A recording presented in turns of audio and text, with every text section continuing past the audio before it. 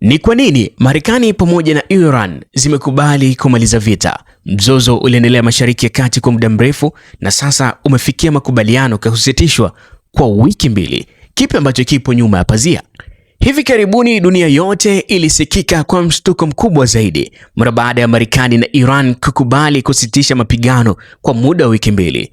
Taarifa hii imeibua maswali mengi sana ulimwenguni.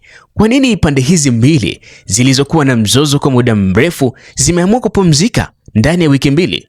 Leo tutaangalia sababu kubwa 4 zilizowalazimisha kukubali hatua hii na madhara yake kwa dunia nzima kiujumla. Ungana nami kuanzia mwanzo hadi mwisho wa makala hii ili mradi tuweze kujifunza kwa pamoja. Lakini nikwambie, tumia sekunde chache tu kubonyeza neno subscribe chini ya video hii. Hii ni The Link. Karibu. Mara baada ya ombi la kwanza kutoka katika taifa la Marekani, rais wa Marekani Donald Trump aliomba kauli moja tu kuelekea taifa la Iran. Muda huo Iran hawakuwa tayari kabisa kuzungumza na kumaliza mzozo unaendelea Mashariki ya Kati. Rais wa Marekani Donald Trump aliendelea kutoa taarifa akisema kwamba tayari yuko kwenye mazungumzo na taifa la Iran. Muda huo Iran inasema kwamba haiko katika mazungumzo na taifa la Marekani, na rais wa Marekani Donald Trump anatengeneza story ambazo ni za uongo kabisa. Hivyo watu wameshangaa sana, imekuwaje wamekufikia makubaliano ya kusitisha vita ndani ya wiki mbili? Sababu ni hizi zifuatazo. Sababu ya kwanza ni ushinikizo wa kimataifa na uchumi. Vita vilivyoendelea Mashariki ya Kati vilikuwa vinaathiri uchumi wa dunia. Kilikuwa ni kizuizi kikubwa zaidi cha usafirishaji wa mafuta duniani kote kupitia mlango bahari wa Hormuz, na hii ilileta hatari kubwa zaidi duniani kwa sababu kiwango cha mafuta kiliongezeka duniani kote kwa sababu upatikanaji wa mafuta ulipungua. Ikumbukwe kwamba mlango bahari wa Hormuz unapitisha takriban 20% ya mafuta duniani kote. Imagine, Iran ilipiga stop meli zote kupita katika mlango ule. Bei ya mafuta unaona ilivyopanda, karibia dunia nzima iliingia kwenye anguko hilo. Mara baada ya kuzuia usafirishaji wa mafuta kupitia mlango bahari wa Hormuz, Umoja wa Mataifa Magharibi na hata wachambuzi wa uchumi walisema huu ni vita chanzo kikubwa zaidi cha kudorora kwa uchumi, na ndio maana Iran ilivyoletewa shauri la kumaliza mzozo huu imekubali, japo kwa masharti mazito zaidi. Sababu nyingine iliyopelekea Marekani pamoja na Iran kuweza kufikia hatima ya mzozo unaoendelea Mashariki ya Kati ni kwa sababu ya malengo ya kisiasa na kiuchumi. Marekani ilitaka kuhakikisha kwamba mlango bahari wa Hormuz unafunguliwa kwa usalama bila kutumia nguvu zozote za kijeshi. Awali alivyotangaza rais wa Marekani Donald Trump alitoa kauli kwamba endapo Iran hawatakubali kufungua mlango bahari wa Hormuz, basi atatumia nguvu za kijeshi, hatotumia tena diplomasia, kwani ametoa masharti, lakini Iran imegoma kuzungumzia hilo masharti. Muda huo Iran nao walisema kwamba endapo Marekani haitotekeleza masharti ambayo yametoka katika taifa la Iran, basi Iran haitoweza kufungua mlango bahari wa Hormuz. Makubaliano ya wiki mbili yamepewa nafasi ya kupunguza ghasia na kufanya mazungumzo ya kidiplomasia. Ni kwa namna gani mzozo wa vita unaendelea Mashariki ya Kati unaweza kumalizika? Hii ni mfano wa jinsi uchumi na siasa zinavyoashiria moja kwa moja kuchukua nafasi ulimwenguni kote, huku pande zote mbili zikiwa hazina budi kulinda masoko na rasilimali zao.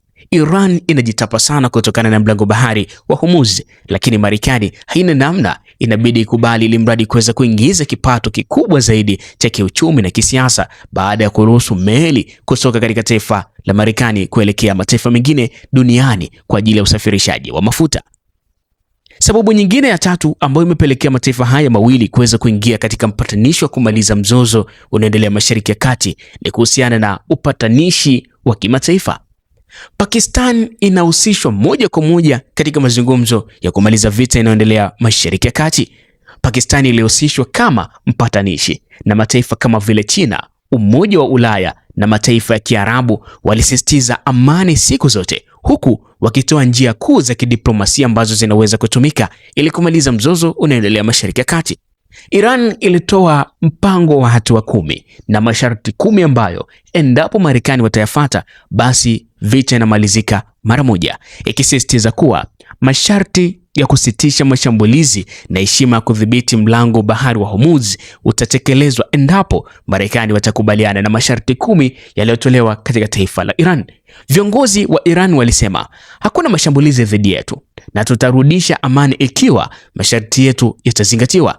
Waziri wa mambo ya nje wa Iran Abbas Araghchi aliweza kuzungumza, jambo ambalo lilipelekea moja kwa moja taifa la Marekani kukaa na kujadili na kuona kwamba ni bora zaidi kuweza kukubali masharti yaliyowekwa na taifa la Iran. Sababu ya 4 na ya mwisho kwa leo, japo sio ya mwisho kwenye umuhimu, ni kuhusiana na changamoto za vita vinavyoendelea. Uongozi wa Iran umeweza kupoteza viongozi wake wakubwa zaidi katika ngazi za serikali ya juu.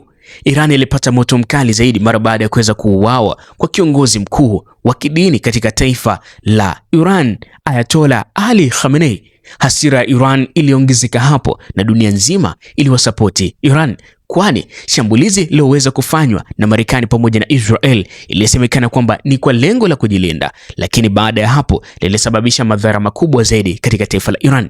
Iran ilisema kwamba lazima italipiza kisasi kwa damu zote zilizomwagika. Hawatokubali viongozi wake wa juu ya ngazi ya serikali kuweza kuuliwa kikatili vile.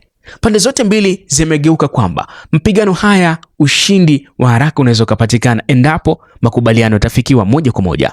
Uharibifu wa miundombinu wote uliotokea, hasara za kupoteza maisha kwa raia na hatari ya kuenea mgongano wa kikanda ilisababisha pande zote mbili kufikia suluhu, huku wakidai kwamba madai na fidia zilizoweka kati ya pande mbili yanabidi yatekelezwe. Ikumbukwe kwamba miongoni mwa taifa ambalo limepoteza viongozi wa juu wa ngazi ni Iran. Lakini kwa nini Iran iliendelea kubaki kuwa bora zaidi japo viongozi wake walipoteza na kuweza kufariki, lakini taifa lilibaki kwa imara sana? Lakini je, makubaliano haya ni ya amani ya kudumu? Ikumbukwe kwamba Marekani na Iran wamefanya makubaliano ya wiki 2 pekee, kwa maana baada ya wiki 2 mzozo utaendelea ama ni vipi? Hili ni pumziko la muda mfupi, linatoa nafasi ya mazungumzo ya kidiplomasia kati ya Iran pamoja na Marekani. Endapo watakufikia makubaliano moja kwa moja, basi rasmi watatangaza kumaliza mzozo unaendelea Mashariki ya Kati. Lakini kama watafikia makubaliano, sijajua ni nini kitatokea, lakini kuwekwa siku hizi wiki 2 inaashiria kwamba mzozo bado utaendelea. Kwa maneno mengine, hii historia ya mshikamano wa kidiplomasia ambapo pande zote mbili zimeshuhudia ghasia ghali, uchumi na hatari, na umeweza kuona madhara makubwa yanaweza kutokea duniani kutokana na vita vinavyoendelea ulimwenguni. So sio vizuri sana kuendeleza kwa vita. Swali ninalokuacha nalo, historia ya hivi karibuni kuhusu Marekani na Iran kumaliza mzozo wa vita unaendelea Mashariki ya Kati itatekelezwa? Ikiwa ungependa kuendelea kufuatilia zaidi, kupata update za uchambuzi na habari mbalimbali, basi nakuomba bonyeza neno subscribe, like video hii, share, na pia tuende kwenye comment section hapo niandikie maoni yako. Huu mzozo unaendelea Mashariki ya Kati utamalizika baada ya wiki hizi 2, ama baada ya wiki hizi 2 mzozo huu utarejea kama mwanzo? Hii ni The Link, na kuomba bonyeza neno subscribe, lakini pia share video hii ili mradi tuweze kupata maoni mengi zaidi. Unahisi kipi kitaendelea baada ya wiki 2 kuweza kumalizika? Subscribe yetu channel yetu. Hii ni The Link. Mimi ni Dulkan_ujie, kijana msimuliaji.